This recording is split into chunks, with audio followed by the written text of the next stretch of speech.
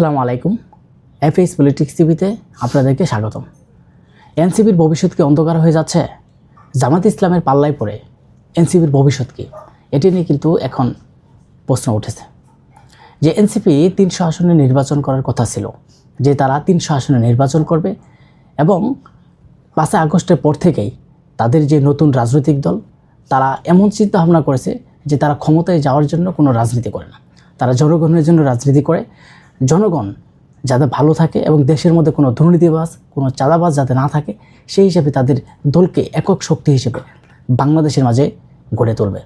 এবং তারা অলরেডি তৃতীয় শক্তি হিসেবে একটা দল প্রকাশ করেছিল এবং তৃতীয় শক্তি হিসেবে তারা গড়ে উঠবে এবং আগামীতে তারা 300 আসনে নির্বাচন করবে এবং আগামী 10 বছরের ভিতরেই তারা ক্ষমতায় যাবে।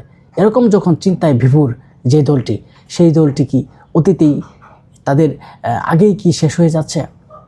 যে রাজনৈতিক দল চিন্তা ভাবনা হয়েছিল 300 আসনে নির্বাচন করবে এবং আগামী 10 বছরের ভিতরে যারা ক্ষমতায় যাবে, কিন্তু তারা কেন হঠাৎ করে জামাত ইসলামের পাল্লায় পড়ে গেল? আমরা এর আগে দেখছি যে গণ অধিকার পরিষদের সাথে তারা জোট করছে, সমঝোতা করছে এবং বিএনপির সাথে সমঝোতা করছে, জোট করছে। আরও যে রাজনৈতিক দল আছে তাদের সাথে জোট বারবার হচ্ছে, বারবার ভেঙে যাচ্ছে।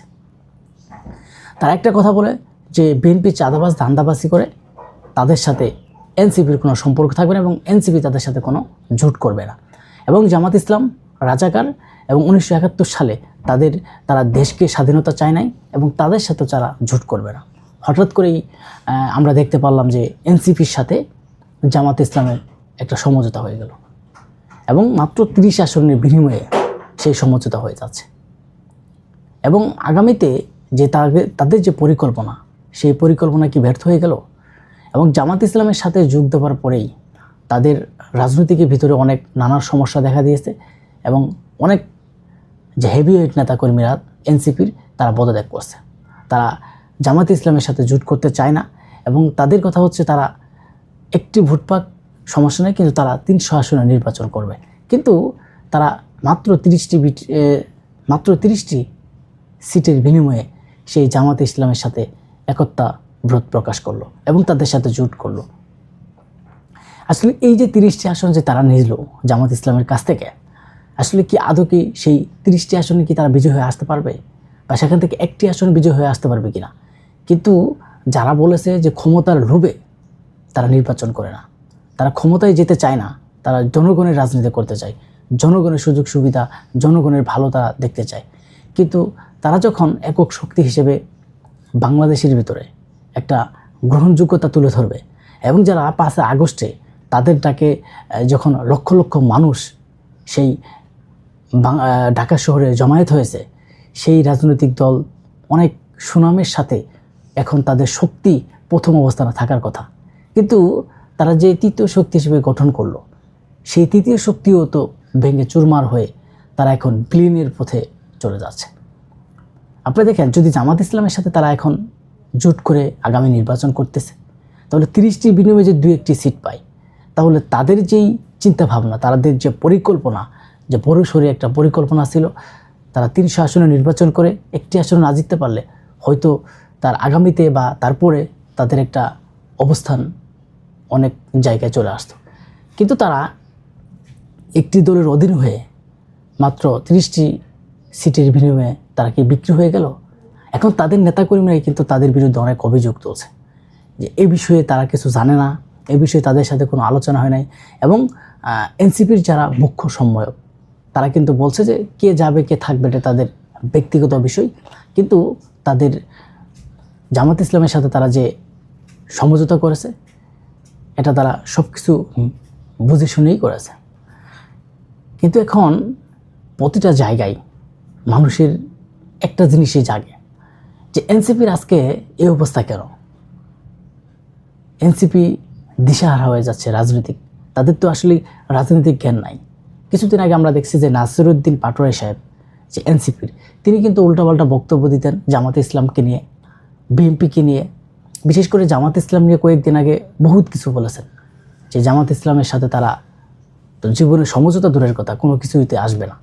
কিন্তু এত কিছু বলার পরে এখন সেই জামাত ইসলাম তাদের কাছে ভালো হয়ে গেল, সেই জামাত ইসলামের পাল্লায় পরে তারা সমঝোতা করে তারা নির্বাচন করবে।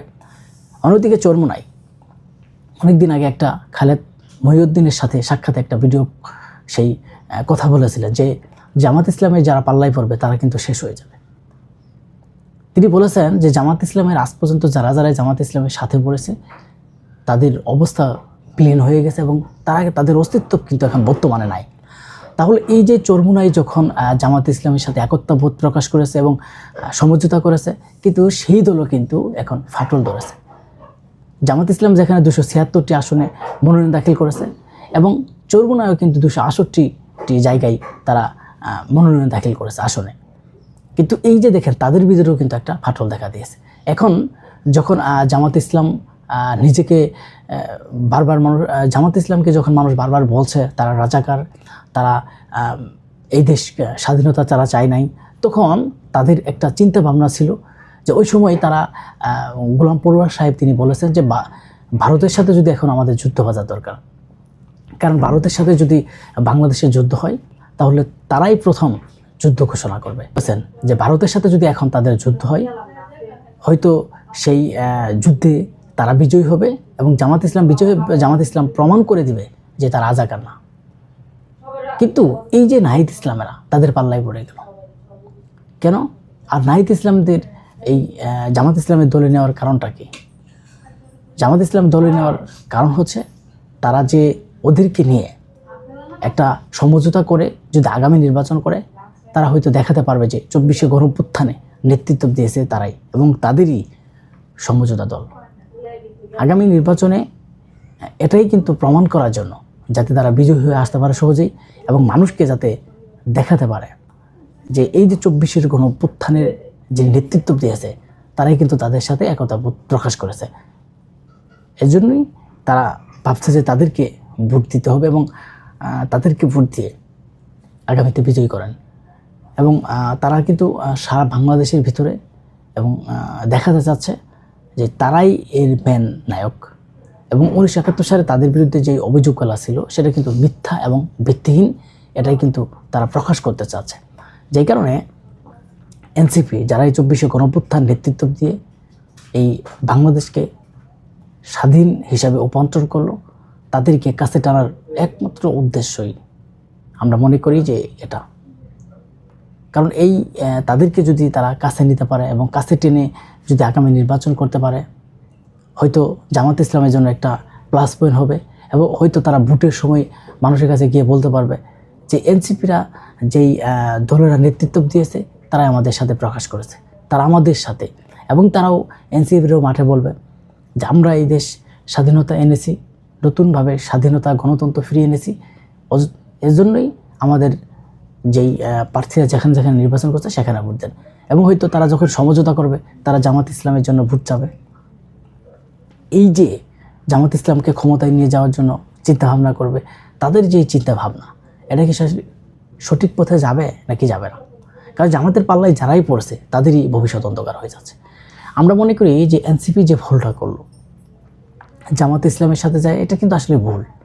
কারণ তারা যদি তাদের রাজনৈতিক যে তৃতীয় শক্তি হিসেবে তারা গড়ে উঠতে চেয়েছিল, তারা যদি এবার 300 আসনে নির্বাচন করত, একটি আসন পাক বা না পাক সারা বাংলাদেশ তাদেরকে চিনত, সারা বাংলাদেশ প্রার্থী তাদেরকে চিনত এবং আগামীতে তারা যদি কিছু আসন পেত এবং তারপরে হয়তো তারা ক্ষমতায় যাওয়ার একটা চান্স থাকতো। কিন্তু তাদের যে পরিচিত লাভ করার সেটা তো প্রথমেই তারা ব্যর্থ। তো এইবার যদি তারা যেই 30টি সিটের বিনিময়ে বিক্রি হয়ে গেল, সেই 30টি সিটের ভিতরে একটি সিট পাবে কিনা সেটাও কিন্তু এখন একটা সন্দেহজনক কথা। আমরা মনে করি যে এখনকার বর্তমানে যে বাংলাদেশের অবস্থা, এই অবস্থা অনুযায়ী তারা মনে হয় একটি আসনও পাবে না। কিন্তু তারা যদি একটি আসনও না পায়, তারা এদিকেও কিন্তু ব্যর্থ হয়ে গেল, তারা 300 আসনে প্রার্থী দিতে পারলো না। এবং অন্যদিকে ব্যর্থ হয়ে যাচ্ছে যে তারা যদি তাদের নিজের অবস্থান পরিষ্কার করতে না পারে এবং তারা যে নতুন রাজনীতি করতে চায় সেটা কিন্তু মানুষ এখন ভুলভাবে ব্যাখ্যা নিচ্ছে। তারা যে নতুন রাজনীতি করতে চায়, নতুনভাবে দেশকে সুন্দর করতে চায় এবং যারা ইয়ং জেনারেশন তাদেরকে নিয়ে যে নতুনভাবে নেতৃত্ব দিতে চাই, সেই নতুন নেতৃত্ব কিন্তু এখন আর নতুন নেই, সেটা কিন্তু পুরাতন জায়গায় তারা ফিরে গেছে।